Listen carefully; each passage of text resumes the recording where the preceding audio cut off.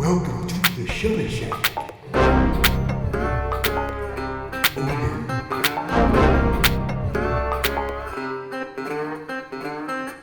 Oh yeah. Right then, get your camera. Let's go.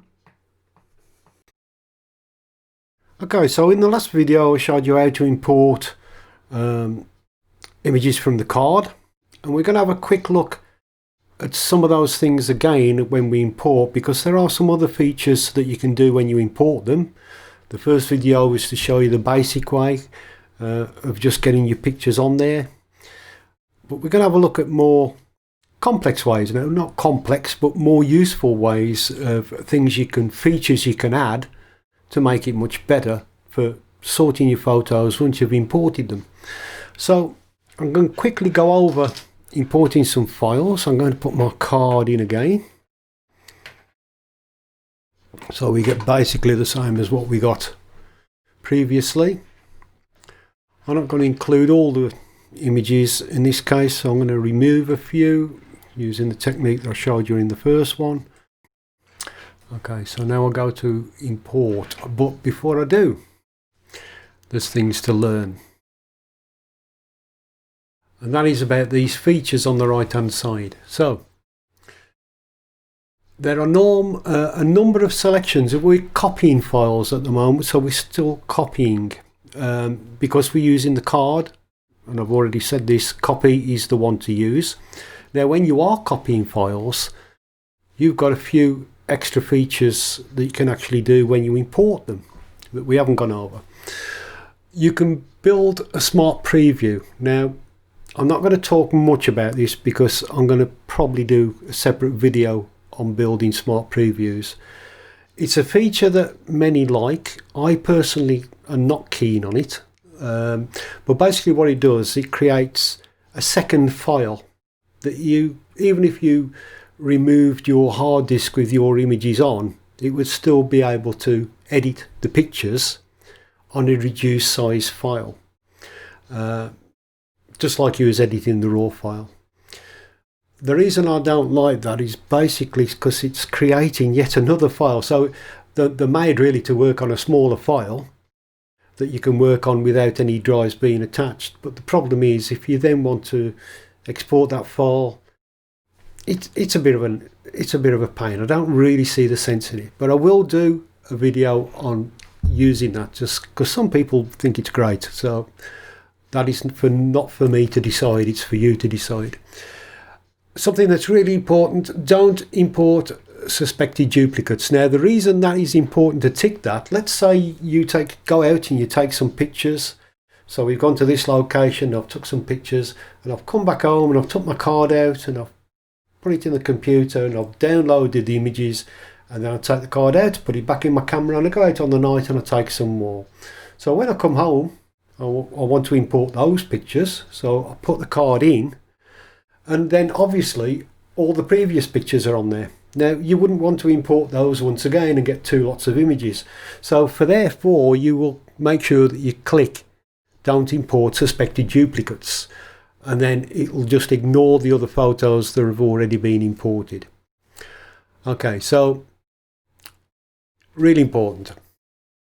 Secondly, make a second copy.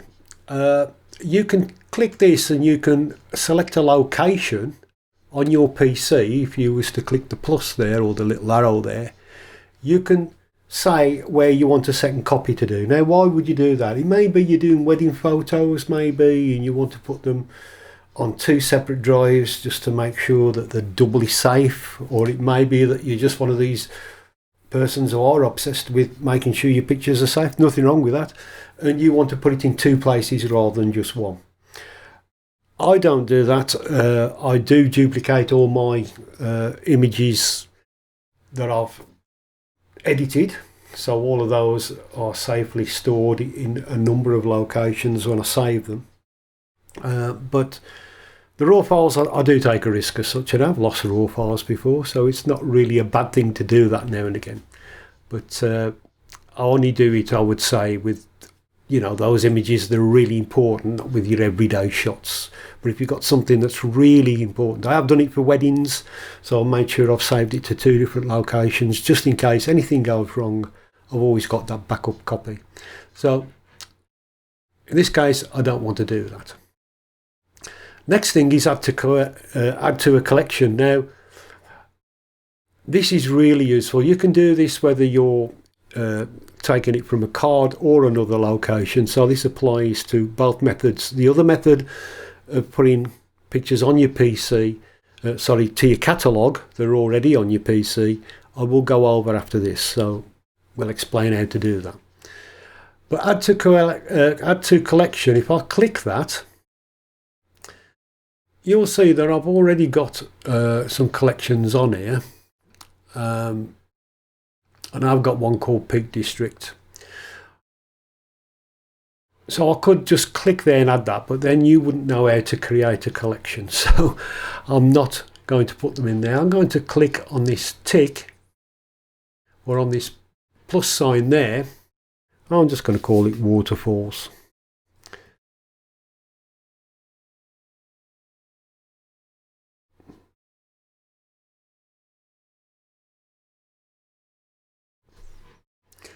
Click on create. Now, nothing has happened yet. It has made that collection when I import them, but until I import them, it won't do anything. So you can see, I could actually put it in two collections if I wanted to. So I could put it in there and this one, but I don't need to at the moment. There's actually nothing in this one. It's from a previous import. So all of these are blank. Okay, so what I need to make sure now that it's going to the right place. Now it isn't at the moment. You can see it's gone back to this high one, which is, I don't want it there.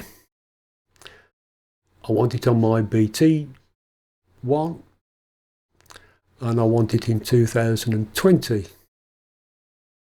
So I can select, always double check that. So usually it doesn't change, but in this case it has, it's altered. So always make sure that you look, it's going to the place where you actually physically want it. Okay, so now we have all the files imported, just like we did previously, but this time we've used those different features. Okay, so now let's look at pictures that are already on my PC. Let's say I wanted to include a folder somewhere that was on the PC that I haven't used Lightroom for. It's been put on the computer manually. A lot of people do that. They like to get the card from the camera or whatever and then physically put them on the discs first of all. So this is how you would import your pictures to your catalogue. Not copy them, just import them. So we're going to add them this time, not copy. So let's just go through the process. We go to File, Import Photos and Video. Now what I would say in most cases is sometimes it's a bit hard to find what you want on here. You can use these different buttons on here if you actually know where things are. But I'm not going to show you that method. I'm going to show you this method. So if we click the little triangles there at the side of this select source, we can go to other source there. So if I click on other source, that then brings up the file manager, which I just think is easier to find what you're looking for. Okay, so let's just choose that one. So you can see in this case, it's on add, and that's always important to make sure that you've got add on there, not copy in this case. Now automatically it usually goes to add, but you must make sure that it is on that. And then you won't be creating a duplicate of the images you've already got. It will simply add them to the catalogue but leave them in their original location. So they're not somewhere else, and that's again where people get a little bit confused. They think, well, I've got them in Lightroom and I've got them on my computer. No, they're on the computer, but you can access the files quickly by using Lightroom. So it's a way of accessing your files. It's not actually physically storing the images in this case. It's just allowing you to put them places from a card if you want to, and it will also allow you to put pictures on there from locations already on your PC without duplicate them, but it's just a quick way of accessing those files. So don't think of it as the files are in Lightroom. No, the files are on your computer, not in Lightroom. You can view them from Lightroom. That's what I'm trying to get around to. Okay, so you can see we've now added pictures. So that would be how you would select the files, and selected those. We could click on import. I'm not sure whether I'm going to in this case. I'm not going to click on import. I don't think there's any need for me to do that. So I will cancel it. But it's important to look down now that we can't select some of the things that was on there before, simply because we're adding them. So, you know, we're only adding, we're not copying. If we copy them, we could make a duplicate and do all those other things, but we're adding them this time. So we don't need to do those things. They're already on the PC. So I can just click cancel in this case. You would click on import, and that is how you add them from your location. Okay, so that's gone over quite a bit there. We've gone over collections, and if we look at our collections, you can see if I click on this one, there's no images in there, but let's imagine there was. If I got pictures of kind of chase, I could put them there. If I'd got pictures from that location, you know, at the moment they're all in waterfalls. Now I may do another quick add, so we'll go quickly over it because there's something else that I just want to go over. So let's just go to File, Import again.